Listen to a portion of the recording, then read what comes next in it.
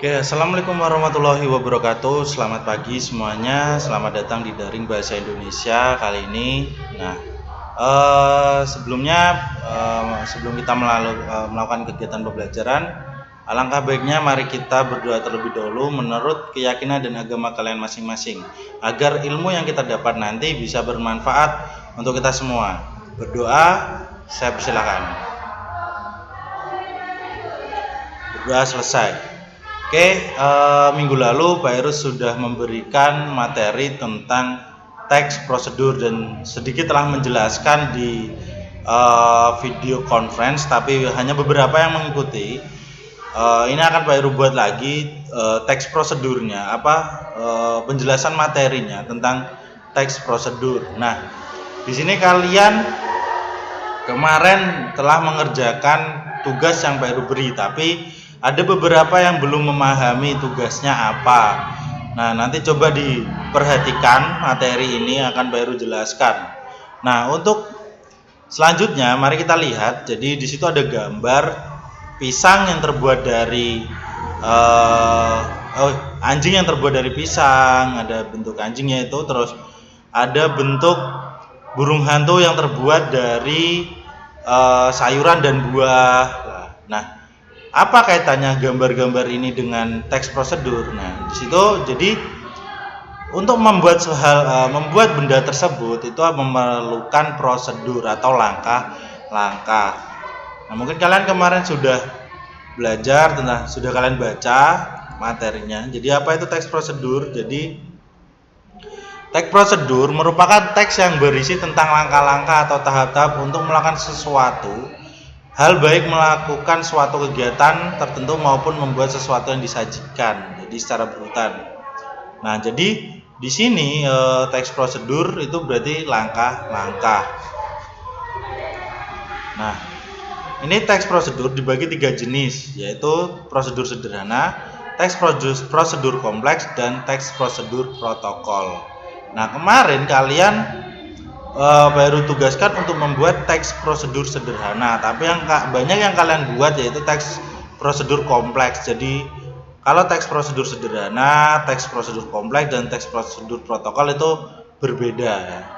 Nah, ini pengertiannya. Jadi teks prosedur sederhana yaitu teks prosedur yang dapat dilakukan hanya dengan 2-3 langkah. Jadi sangat sederhana sekali. Misal menyalakan senter, misal seperti itu contohnya. Nah, sedangkan kalau teks prosedur kompleks yaitu teks prosedur yang mencakup banyak langkah. Jadi misal prosedur snorkeling. Jadi di sini banyak langkah, misal membuat bolu, membuat brownies. Itu langkahnya banyak. Jadi ada bahan, ada langkah, ada cara penyajian dan sebagainya. Itu merupakan teks prosedur kompleks. Jadi bisa dibedakan ya, mana yang sederhana, mana yang kompleks. Nah, lalu apa yang teks prosedur protokol?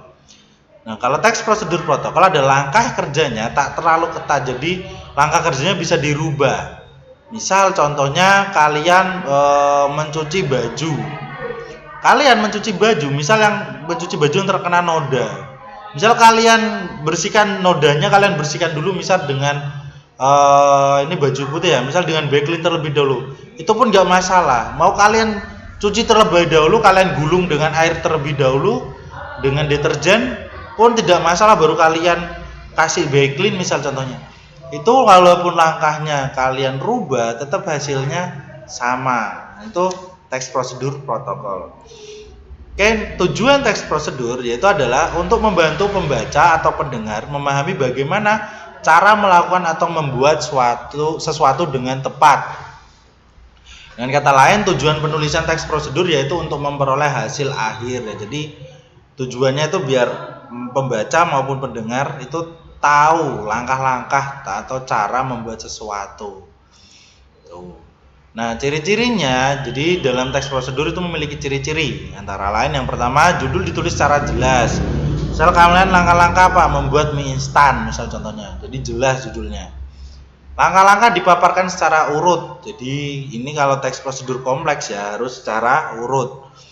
Lalu langkah-langkah koheren. Jadi ada hubungannya antara langkah pertama dengan langkah kedua. Itu ada hubungannya, jadi tidak melenceng konteksnya. Nah, lalu yang ketiga, yang keempat, mohon maaf, bersifat informatif. Nah, di sini bersifat informatif ya, isi teks dari prosedur itu isinya informasi apa gitu. Nah, informasi yang disampaikan itu universal, bebas, banyak tentang langkah-langkah apapun. Banyak ya, cara snorkeling tadi, terus cara membuat sesuatu, terus cara melakukan kegiatan, persiapan dan sebagainya. Nah, itu bisa menggunakan teks prosedur. Misal yang saat ini yang lagi ada pandemi ya, jadi prosedur new normal misal seperti itu, terus prosedur kesehatan. Nah, itu sifatnya universal atau luas, sangat banyak sekali konsepnya. Lalu menggunakan pola kalimat imperatif atau kalimat perintah, gunakanlah, prosedurlah ya. Jadi contohnya ciri-cirinya menggunakan kata lah itu.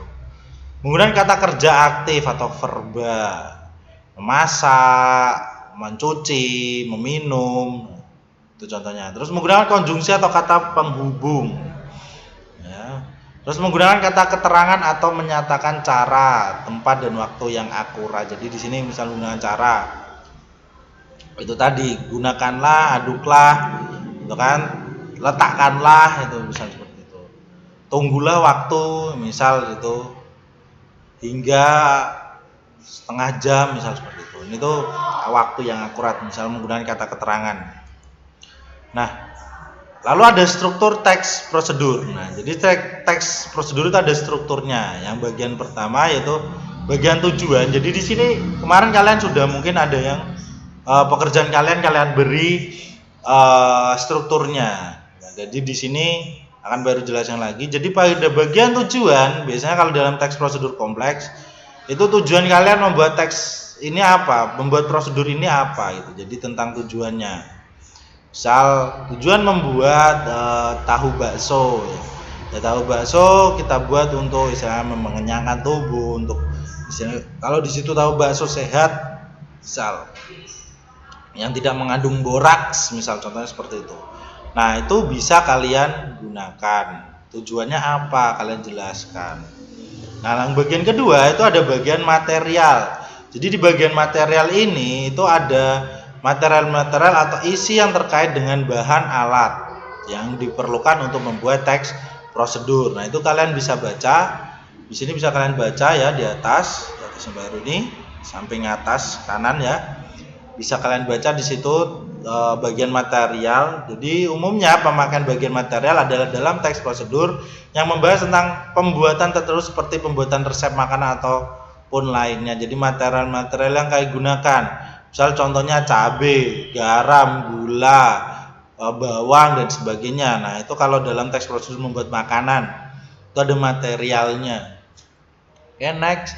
Nah, yang ketiga ada bagian langkah-langkah. Di sini bagian ketiga, langkah-langkah, itu isinya tentang langkah-langkah yang perlu kalian lakukan dalam memperoleh hasil yang sesuai terhadap tujuan dari teks prosedur kalian. Jadi langkah-langkah membuat teks prosedurnya itu tadi itu. Jadi bagiannya. Nah, kalau langkah-langkah dalam teks prosedur kompleks itu kalian harus sesuai dengan konteksnya. Jadi tidak boleh langkah-langkah itu tidak berurutan, karena kalau nanti tidak berurutan hasilnya akan rusak gitu. Jadi berbeda dengan langkah-langkah teks prosedur protokol. Kalau protokol kalian rubah langkah-langkahnya, hasil akhirnya pun tidak terpengaruhi. Jadi kalau kompleks kalian langkah-langkahnya harus runtut gitu. Nah, berikutnya ada kaidah kebahasaan teks prosedur. Yang pertama, konjungsi temporal. Ini bisa kalian baca sendiri. Di sini ada contohnya juga. Lalu ada kata kerja imperatif. Di sini ada teks prosedur juga banyak ditemukan adanya kalimat imperatif atau kalimat perintah, serta larangan yang perlu ditaati untuk pelaksana hal yang ditulis pada teks prosedur. Jangan gunakan, misal seperti itu. Gunakanlah. Nah, lalu ada verba material atau tingkah laku. Di sini kata kerja ya. Ya, memotong, nih, menghaluskan.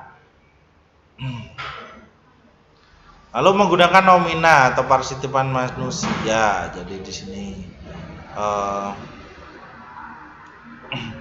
Lalu ada verba atau kata kerja, menulis, melihat, memakan, dituangkan gitu ya.